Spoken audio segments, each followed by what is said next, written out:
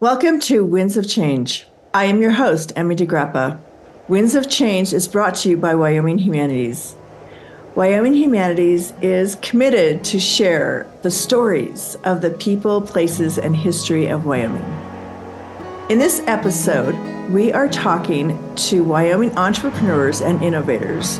We're taking our listeners on a journey to explore the stories of risk takers and problem solvers who, despite facing challenges and setbacks, strive to discover something new. This is how innovation drives success and survival. Wind turbines are growing massive, with blades longer than a football field and bases requiring 40 truckloads of concrete. However, a startup company called Airloom is reducing the size and cost of wind power by reimagining the design. So today my special guests are Blossom Ko. She is Chief Operating Officer at Airloom, where she leads large-scale projects through every stage of implementation, and her experience encompasses communications work, technical and grant writing, and collaborating with varied stakeholders all along the way. And our other guest is Neal Rickner, and he is Chief Executive Officer at Airloom. Neal brings more than 25 years of operational and investing experience in the energy, defense, and industrial sectors. Neal is also a decorated veteran of the U.S. Marines, and I wanted to congratulate you on that, Neal, serving as an F-18 pilot and forward air controller for over 12 years. So right now, today, I want to welcome Blossom and Neal. Thank you. Good to be here. Hi, Emmy. Thanks for having me. Oh my gosh, you two bring so much interesting experience to this project or this company. Actually, it's a full-on growing company. How did Airloom, the concept, come about? Who was the, initial brains behind that? My husband, Robert Lumley, is the technical founder of the Airloom. He sort of conceived of the idea while waiting in an airport in Berlin and kind of drew a sketch on the back of a napkin, came back, acquired a bunch of patents for it, and it just took off from there. We moved to Wyoming in 2015 in search of really strong winds.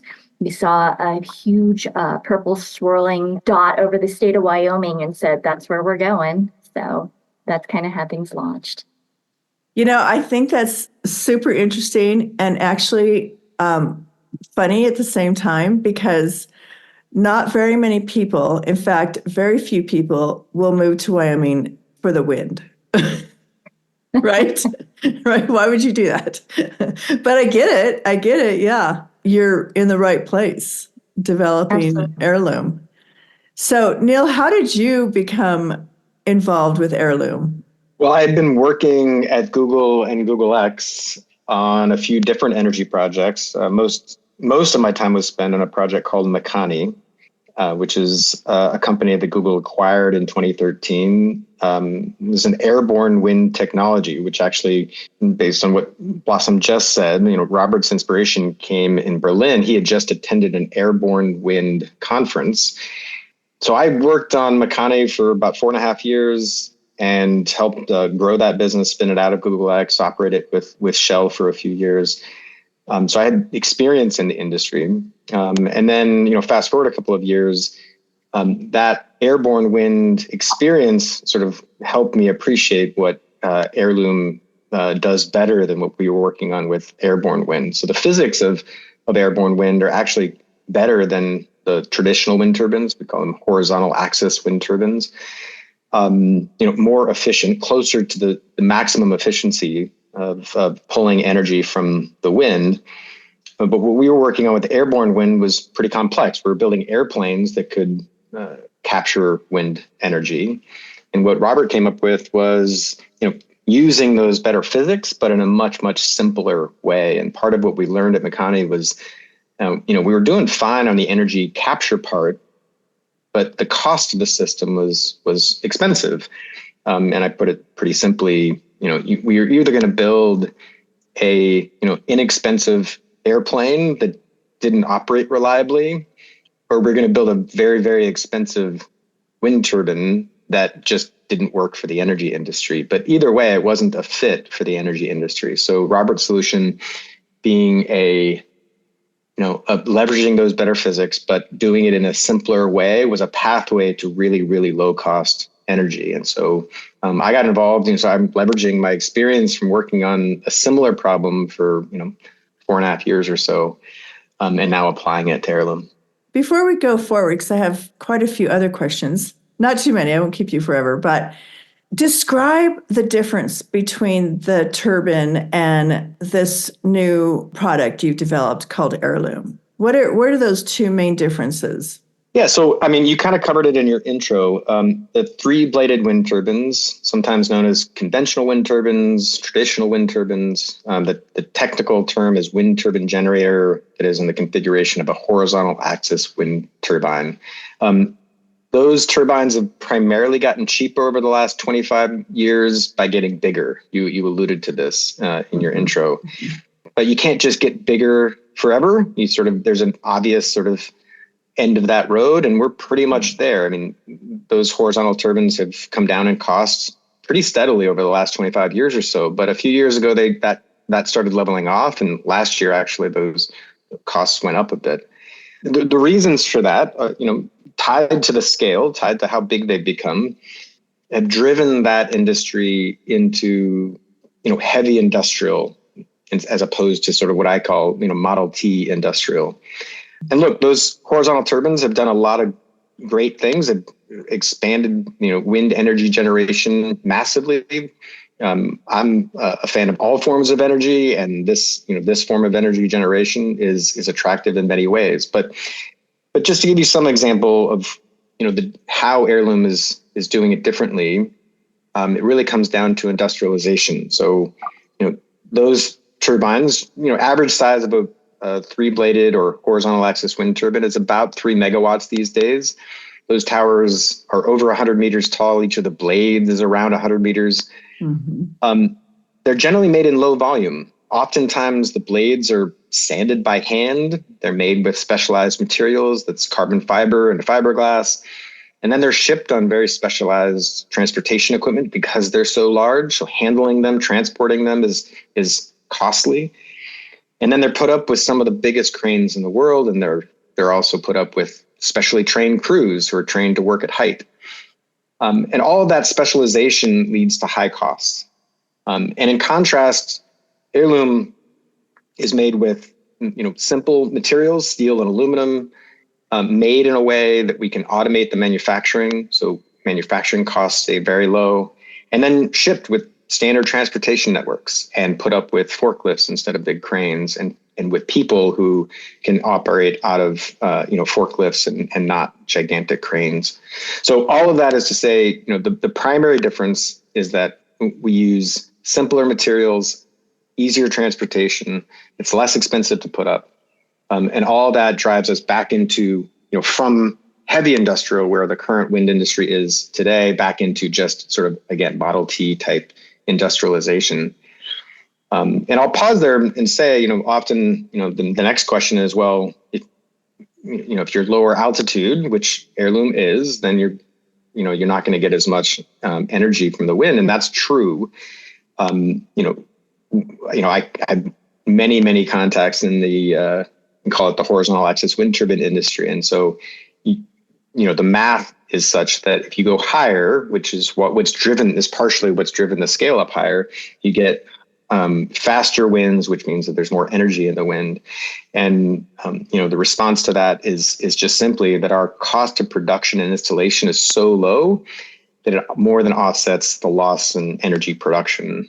And that's what any energy generation device has to do. You have to look at how much cost it takes you to build the device, and then how much energy you're going to produce. And that equation is different for every generation device, and it more than equals out for Heirloom. So, well, first I want to know, who are the users of wind energy? Yeah, so wind energy right now, think of it like any generation. You can build a coal plant or a gas plant. You can have geothermal or nuclear. there are generation devices of various types, and I kind of alluded to this before. And, in some places you've got hydropower, like in Norway, they get 98% of their energy from renewables. Almost all of that is hydropower. And if you're in a place that has hydropower, great, just use that. Believe it or not, Costa Rica is almost the same. It's over 90% renewables because they have so much hydropower. But in some places you have wind, and other places you have geothermal, et cetera. So those are all just the generation devices. And then you get into, in Wyoming, we have co-ops and also utilities. Those are the folks that kind of organize how you capture that generation and transport it or transmit it to the people who need it. So what Airloom is doing is utility scale wind, which means that we're going to build big plants, just like you see the big horizontal axis wind farms. That's going to be organized or built by developers and then owned by either utilities or co-ops or what's called independent power producers. Those are the primary categories, and then sold into the utility markets, if you will, to the end customers. There are some additional scenarios that we're exploring. For example, we're working, early conversations with the U.S. military who have interest in Airloom for expeditionary wind energy generation. And there are also some interested parties for more distributed, what you would call distributed energy generation, and also offshore generation. So there are a few other opportunities outside of just the onshore generation market, but our primary market is the utility scale wind energy generation market. Is wind power generation considered green energy? It is. Yep. So I guess that's kind of when I was thinking and reading and just doing some research. I mean, Airloom seems like such a great alternative, because the thing that I've heard other people say, especially in conservation, is that you're creating these massive wind turbines. And if you're into recycling or, limiting the kinds of use of fuel and just waste in general, when they have to, I mean, I've seen them on semis. Those. Oh yeah. They look like an airplane. They're big. Yeah. They're as you said in your intro, they're the size of a football field. It's just, it's massive. Yeah. Yeah. And so I think about, okay, what is the cost of creating something to produce green energy? And how does that come together in a sense that makes it green, actually? That serves our societies, that serves our, global, network of people who really need energy. Well, in defense of the horizontal turbine space, I'll say most of the projects that were built about 20 years ago are just now coming off of line. They're mostly 20-year, 25-year projects. And so the recycling of those horizontal axis turbines is happening now. They can recycle the blades. And I know there have been news stories about those things ending up in landfills and all that. But no, actually, believe it or not, there are efforts underway to recycle many of those materials.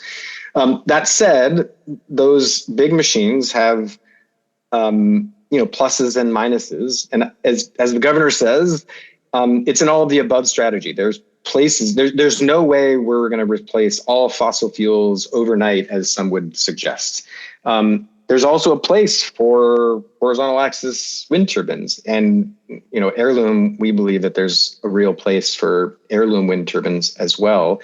Our advantages are that, you put us a mile off the highway, you're not going to see us. We're not going to have big red flashing lights. We're going to have less impact on the environment. You can still farm and ranch under us, so we can do dual use. You could either pair us with other generation assets like gas or solar, or you can just ranch underneath an Airloom system. We're more efficient from a land use perspective. I can go on and on. There are advantages to Airloom, but in every place, let me say it this way. If you're in Norway and you have hydropower, do hydropower. If you're in Phoenix, then solar is probably your best friend. If you're in Wyoming and you have both solar and wind and other, natural resources to be able to generate electricity, then do all of that. That's, I guess, the point is every geography is a little different. And so you, just like any conservationist or environmentalist, you'd want, and I, by the way, I consider myself in that category. I think you use the resources that fit that ecosystem the best in a way that is sustainable and benefits the local community and all of that together. And I think there are many, many scenarios where we see Heirloom being a great option for that. We can be closer to airports, closer to military bases because we don't have the height restrictions. Again, you won't see us in many scenarios, which, for Wyoming, it's a beautiful landscape. We don't want to disrupt that. And we know that our bigger horizontal axis wind turbine brothers and sisters are doing some of that in places where people don't want it. So but again, every geography is slightly different. And we think that Heirloom's got a role to play in the ever increasing demand for electricity. And we all see that where, it's growing, and with AI and on data centers, it's going to keep growing even faster than we predicted even a few years ago. So we see ourselves as a part of that mix. So you're capturing wind energy and then you're selling it to like an energy co-op. It could be sell it to a utility or a co-op. Right, a utility, Yep. Okay. Yep. And so right now, where are you in that process of creating the product and selling it? Right to that point, we're designing a 1 megawatt system. So we previously operated a kilowatt system. We're designing now a 1 megawatt system that we will test next year in Wyoming. And to that point, we're actively looking for sites where we can put that device in Wyoming. Our headquarters is in Laramie. We want it to be, somewhere in Southeast Wyoming. We'll see precisely where. We've sort of narrowed that down to sort of 5 sites, and we're going through some additional diligence on which site we're going to use. And I start with those two things because we're not yet ready to sell the system, but once we test that 1 megawatt system next year, the very next project we do, it will be a commercial demonstration where we install the turbine, the Heirloom turbine, on in a project that actually sells the power into either with a co-op or with a utility or maybe a single corporate customer. That's also a potential scenario we might entertain. And that's likely to happen in sort of late 26, early 27. So we're a little ways off from that, a couple of years, but these will be our first sort of megawatt scale projects. And then from there, once those are proven out, then we'll build more and more of those projects. So we anticipate those first few projects being close to home because, any new technology is going to require a bit of TLC, if you will. And so we want it to be close to our headquarters. But we'll continue to expand out. And, while I'm on that point, we're sort of actively looking for the right partners. We're going to need general contractors to build the sites. We're going to need developers. Developers is sort of a term of art in wind energy. So developers, if you think about like commercial real estate developers, they find the land, they get the permits, then they hire the general contractor, they build the buildings, and then usually they sell the buildings to somebody who's going to own them long term. In wind energy, it's sort of a similar scenario. Developers find the land, they get the permits, they work on the interconnection with the utility, and then usually they hire the general contractor to install the wind turbines and connect it to the grid and all of that. So we're actively looking for development partners, as I said, general contractors, and the sort of host of other people who can do environmental assessments and certifications and make sure that we're measuring the energy that we generate with what's called a Met Tower. So we're at a stage where we have to prove that the technology actually produces the energy that we predict. And so we're going to have a Met Tower up right next to us. So we know exactly what the wind is blowing and how much energy we're producing at the same time. So we can sort of prove our energy efficiency. So anyway, all of that is right on the immediate horizon. That 1 megawatt is our sole focus, both narrowing down from those 5 sites we're looking at to 1 so that we can build on. And then 2 is completing the design of that 1 megawatt system so we can install it next year. Wow. That is so incredible. So incredible. I just am so amazed I'm always amazed at innovation. of course. And the fact that somebody came up with this amazing idea and had the wherewithal to like follow it through. It's one thing to have an idea, right? We have a million ideas every day, but to actually take your idea and make it happen. That is super exciting. I don't know if this is a part of your organization's intentions, but just really educating, Wyoming and the world on the power of wind energy and what it does and how it works with, for example, climate change. How does it help that, climate change? How does it, work in really healthy ways for our planet? Do you have an educational pamphlet or a website that I can send people to just to learn more because it's so interesting? Yeah.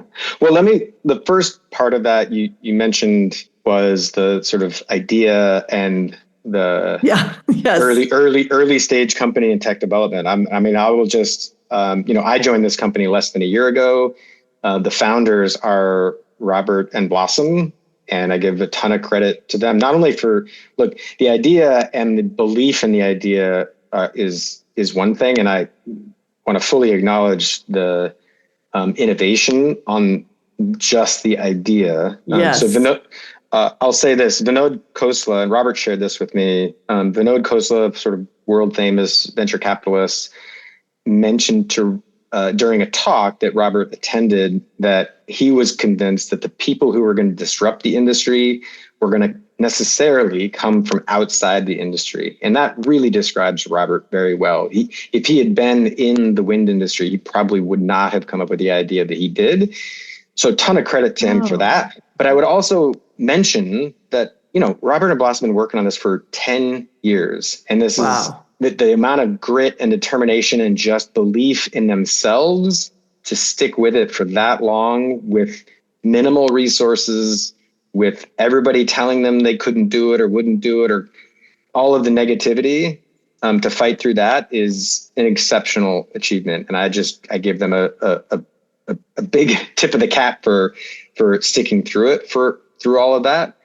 I will also acknowledge, and I think Blossom will acknowledge too, that again, this was before I got here, got a ton of great support from the state of Wyoming. The ecosystem of startups in Wyoming is exceptional. It's state support for sure, but it's also the community. Startups are like other communities, and that we sort of all suffer together in many ways. And so we share information openly, and we try to share best practices, and we try to help each other whenever we can, because it's hard.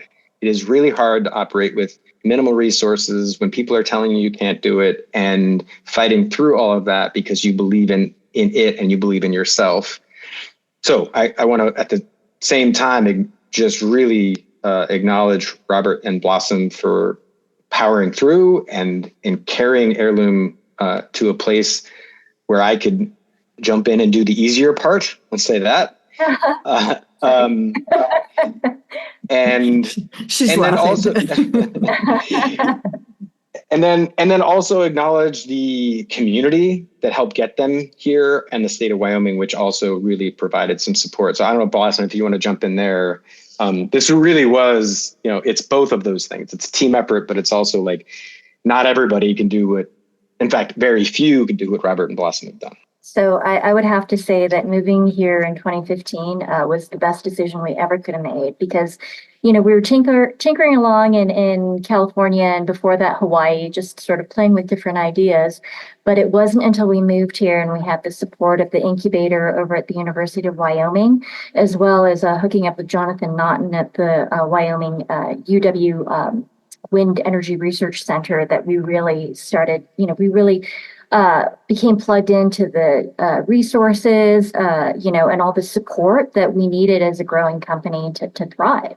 So we started off with a little tiny office, on Harney and 22nd, and met with the Small Business Development Center. Kelly Hagler Cornish has been a huge, proponent of our tech. We got a $1,000 grant, turned it into $1 million from the National Science Foundation. We also got tremendous support from the Wyoming Business Council. We were one of the first recipients of their Kickstarter grant when those first came out. And to date, we've raised, in two separate funding rounds, we've raised about 18, right? About a little over 18 million in both VC and non-dilutive funding for our seed round. So all of those people and resources and support, we couldn't have done it without them. So there really is no better place than Wyoming to build a business, to start your startup, because people here understand perseverance and grit and do everything that they can to support that. So we're very grateful. Oh my gosh, that is so inspirational and so true. It does take a community, but I also have to congratulate you, Blossom, and your husband, because to just do it and have the heart and soul to keep at it, that's why people get behind you. That you really stuck with it. And then when you stick with it, everybody's like, okay, and they surround you with that support. And I think that's amazing. So thank you.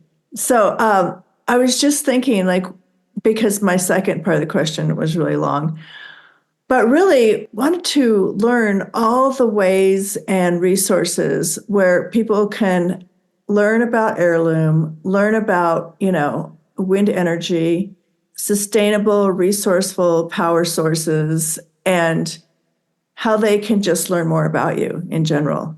Well, so our website is heirloom.energy.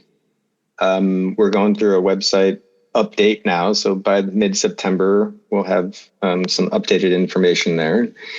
I think, look, there's a bunch of resources on sort of clean energy options and climate change generally.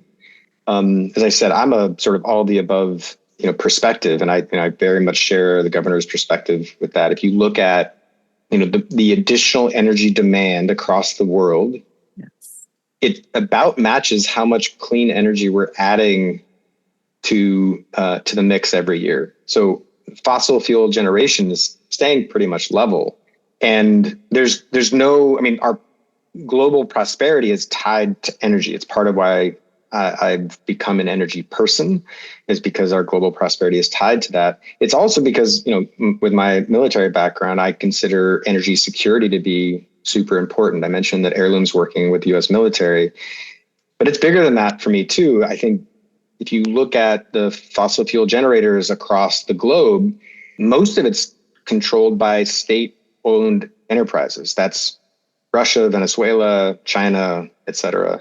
And so the private companies that are producing fossil fuels in the US and Europe, the folks that are in my sort of climate tech world don't appreciate it when I say this, but I will say that those are the good guys.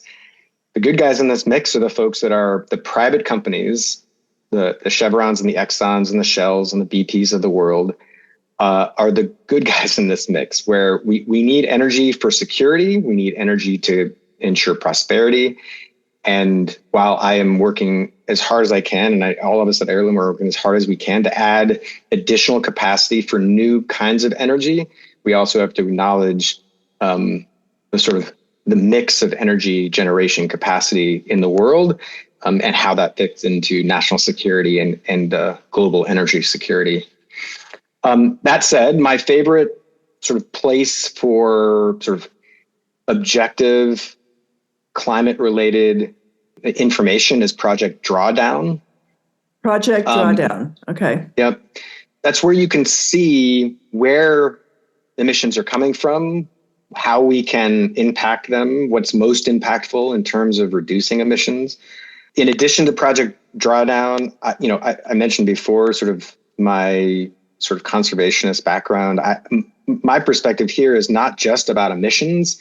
Emissions are important, and climate change will impact not only our lives, it's already happening, it's going to impact our children's lives, but it's also about sustainability. You mentioned community and being a part of an ecosystem. Look, energy is prosperity. We need to figure out how we're going to produce energy for generations and generations. And that means how do we ensure that what we're doing is sustainable over the long term? And so I would recommend, there's a talk online by the CTO of Breakthrough Energy, one of our investors, Breakthrough Energy Ventures. The CTO gave a talk in London recently called Energy is Prosperity. And I think it's a clear-eyed look at both the promise and the limitations of different generation sources, wind included in that. There's a role to play, but it's about a holistic view in order to come up with the solutions that are both sustainable and will be successful, because we live in a society where, the things get voted on with people's pocketbooks, right? I was privileged to work with some really smart people at Google, and one of them said to me, like, if you want to do good in the world, if you want to impact things, make something people are willing to pay you for. So a core part of our philosophy at Airloom is to leverage capitalism for good. But we're going to build stuff that's not a charity project. It's build something that is profitable and makes the most economic sense. If we build a system that produces the cheapest form of energy anywhere, they'll buy it. Mm-hmm. And if we're successful, it will be through capitalism. Wow. So good to hear that. Make something that people want to buy. Okay, I'm going to follow in your footsteps, Blossom. I don't know what that is yet, but okay. There are a couple of other resources that are a little bit more Wyoming specific that I wanted to call out as well, because they're excellent resources. Okay. The Wyoming Energy Authority has a very, very balanced approach to diversifying Wyoming's energy resources. And so that's a really, really great starting point for really learning about, the landscape here in Wyoming and all the different ways that we can work together. There's another site called Powering Up Wyoming. A lot of their information is very wind specific. And so that's a resource I want to call out as well. The Department of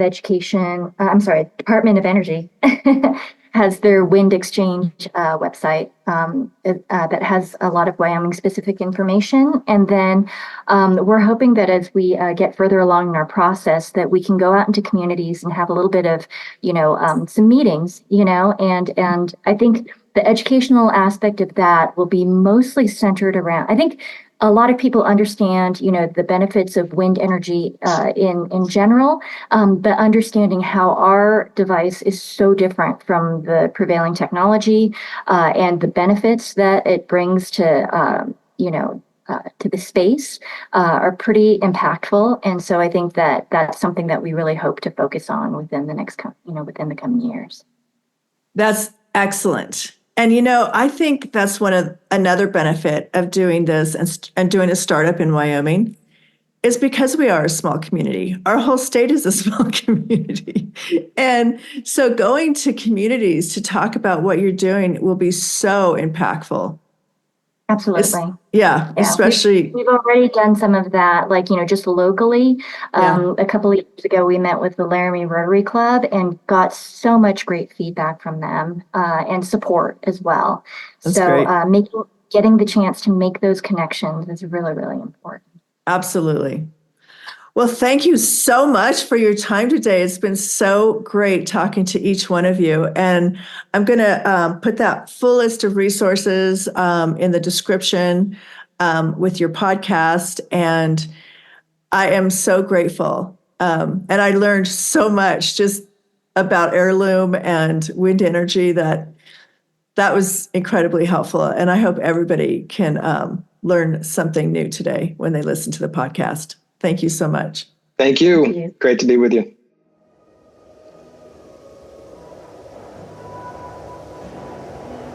Thank you for listening. I'm executive producer Emmy DeGrappa. Winds of Change is brought to you by Wyoming Humanities, our co-hosts, and all the people who generously share their stories and their time.